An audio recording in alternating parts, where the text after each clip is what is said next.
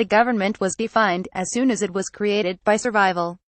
Theresa May's deal with the DUP, announced in her first statement after the snap general election, contained the DNA of the entire endeavor. She would do whatever it took to keep the train chugging along.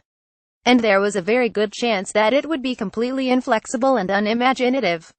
This week's resignation of Michael-Fallon was a major chapter in that same story. Ostensibly, the defense secretary stood down because he touched a woman's knee 15 years ago, but no one believes that. Clearly there are other stories bubbling under the surface.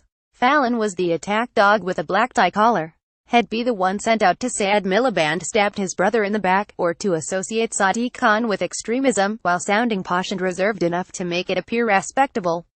Now it turns out he's probably not such a lovely guy. You'd never have known. Stories float around Westminster concerning other figures in government, and plenty on the backbenchers, some very minor, some serious. It's possible this will turn into an equivalent of the expenses scandal, a widespread long-running story which claims several scalps.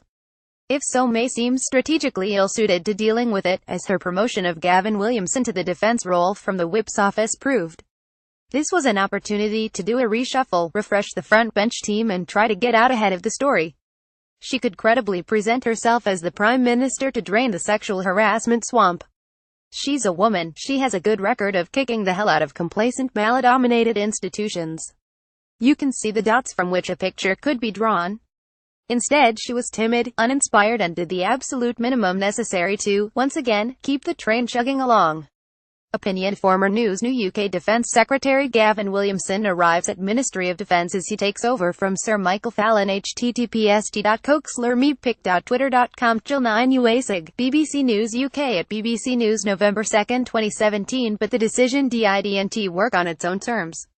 The Williamson selection proved crazily unpopular in the Parliamentary Conservative Party and lost her precious remaining strands of support.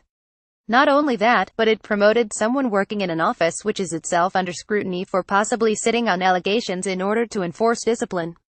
Williamson's great initiative in the whip's office was to have the government utterly capitulate in opposition to motions rather than risk losing them. This might make some sort of basic day-to-day sense. By not taking part, you haven't lost each instance. You work to make the whole idea of opposition to motions as meaningless as possible. But there is a greater loss, a loss of authority or respectability, a loss of courage. And, of course, there is the loss to British democracy, even if that is not something which preoccupies the whip's office. The tactic was on show again this Wednesday when the whips realized they couldn't win the vote to prevent the release of the Brexit impact papers. The government buckled entirely and refused to fight. Then they fought a series of rearguard defenses. They suggested it was non-binding. Then they suggested they could delay publication. Then they suggested they could redact it. And then finally, as tragedy turned to farce, they were reduced to claiming they weren't impact papers at all. At each stage, they gave in as little as possible in a desperate bid to keep the train chugging along. In each aspect of government activity you see the same attribute, the requirement of survival above all else. This is, after all, the attribute the Conservative Party is most famous for. And yet overshadowing it all is Brexit, a policy which will tear the Conservative Party apart. It is a bitter irony that the only aim of a government defined by survival is to enact something which makes it impossible. Ian Dunt is the editor of politics.co.uk. The new edition of his book, Brexit: What the Hell Happens Now, is available to pre-order now. The opinions in politics.co.uk's comment and analysis section are those of the author and are no reflection of the views of the website or its owners.